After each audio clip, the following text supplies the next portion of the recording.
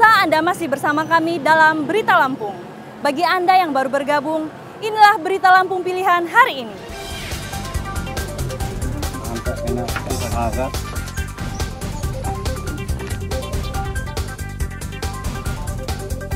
Seorang kakek 63 tahun di Lampung Utara ditangkap karena memperkosa anak tetangganya.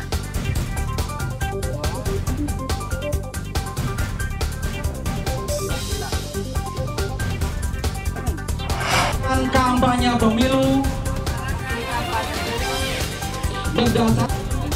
Petugas Bawaslu menggelar apel siaga menjelang dimulainya tahapan kampanye pemilu 2024.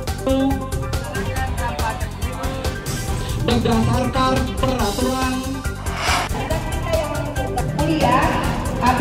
Ribuan warga Bandar Lampung antre dalam pembagian bansos beras. Logo Bandar Lampung ya, Bun.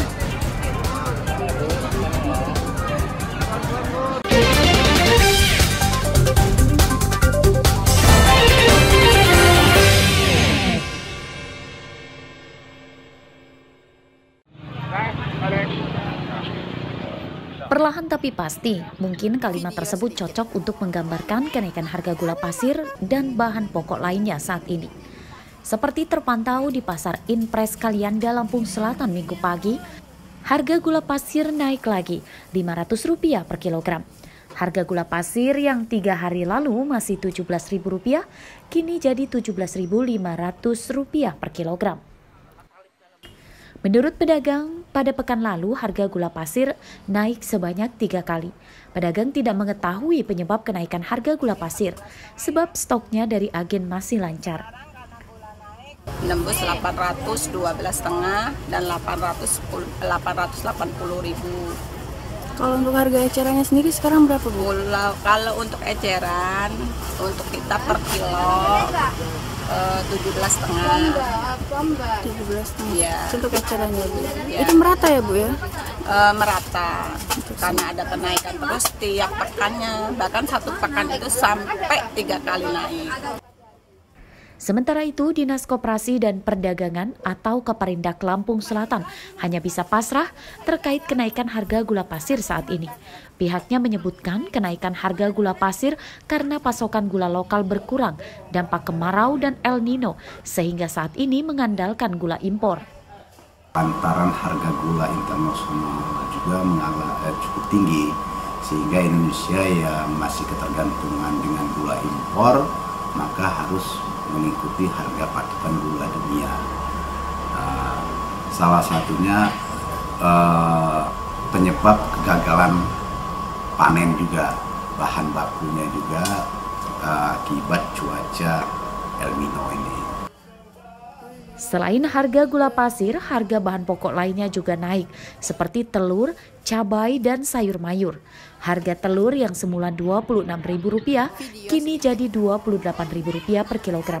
Harga beras juga masih tinggi, di kisaran Rp13.000 hingga Rp15.000 per kilogram. Kenaikan harga bahan pokok tersebut dikeluhkan warga. Mereka mengurangi pembelian untuk menekan pengeluaran. Warga mendesak pemerintah segera menurunkan harga bahan pokok. Asep Saifullah melaporkan dari Lampung Selatan.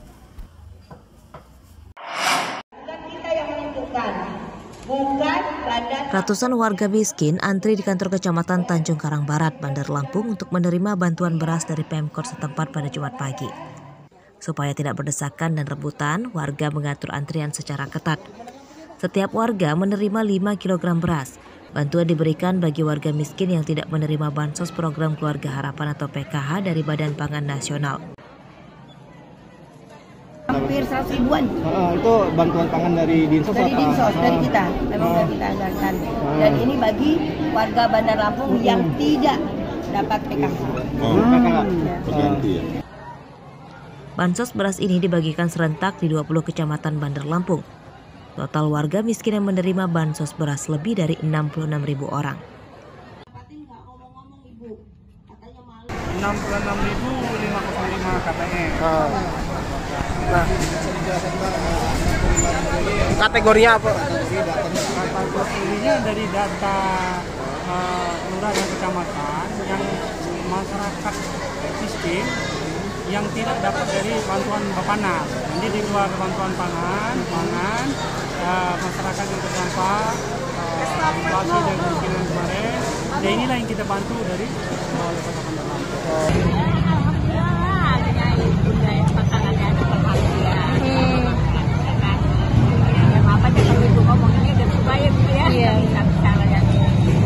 Ibu udah berapa kali dapat bantuan beras ini?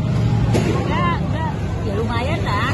Ya hitungnya gimana ya? Tiga kan udah, waktu itu juga udah. Sejak beberapa bulan lalu, pemerintah gencar mendistribusikan bantuan beras bagi warga miskin terdampak inflasi, serta bertujuan untuk membantu warga atas melambungnya harga beras dampak kemarau.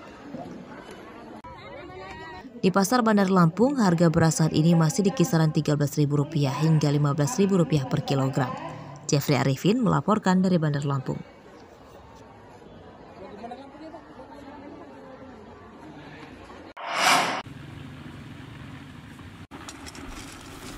Sebagai upaya menghindari penyelewengan anggaran, warga desa Atar Kuau, Kecamatan Batu Ketulis, Lampung Barat dilibatkan dalam setiap pembangunan yang menggunakan dana desa.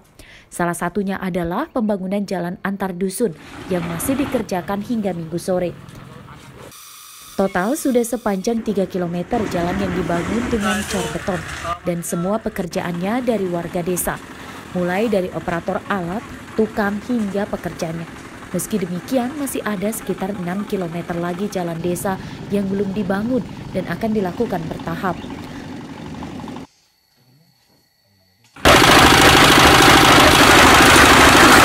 Warga yang dilibatkan bekerja merasa senang karena bisa menambah penghasilan sambil menunggu panen kopi. Apalagi mereka bisa melihat kualitas jalan yang dibuat sehingga bisa bertahan lebih lama. 2 hari kemarin 44 meter. Oh, jadi estimasi rata-rata per hari itu orang 8 ini 20 sampai 25 meter dapat. Jadi ini targetnya sampai besok. Apa hari ini? Hari ini selesai. Oh, hari ini selesai. Okay. 2023 ini kami mendapatkan alokasi dana desa yaitu rabat beton di Pemangku 1 kurang lebih 290 meter. Kami membangun jalan di Pemangku 1 karena di Pemangku 1 itu adalah akses jalan kami menuju ke Pekon keluar lah ibaratnya. Selain mendapat penghasilan tambahan, warga juga gembira karena jalan desa mereka diperbaiki. Sebab perbaikan jalan seperti ini telah lama mereka nanti sejak lama. Rosandi melaporkan dari Lampung Barat.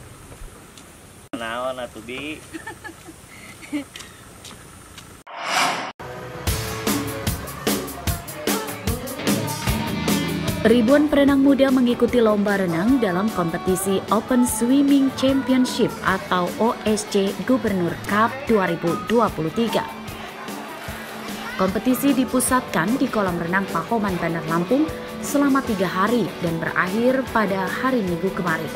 Para peserta lebih dari 1.400 orang yang berasal dari 56 klub renang di tanah air. Selain perenang lokal Lampung, peserta juga berasal dari Sumatera Selatan, Jambi, DKI Jakarta, Jawa Barat, hingga Papua Barat. Disinilah atlet-atlet dilihat best time-nya, waktu terbaik yang bisa dicapai oleh para atlet.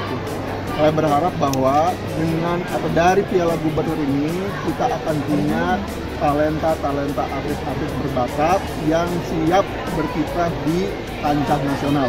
Kemarin kita sudah mengikuti ajang Korwil, ya kan, cabang olahraga renang ini mampu menyumbangkan medali untuk Provinsi Lampung.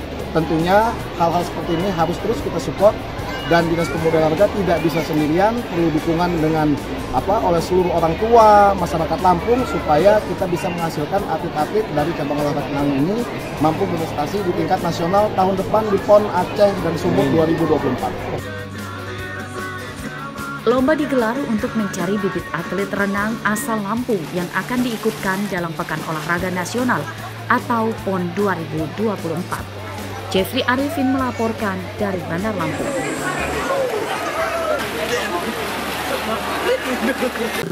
Pemirsa, informasi tadi sekaligus menutup perjumpaan kita kali ini. Saya Iin Hermayani beserta redaksi yang bertugas berterima kasih. Selamat beraktivitas kembali, sampai jumpa.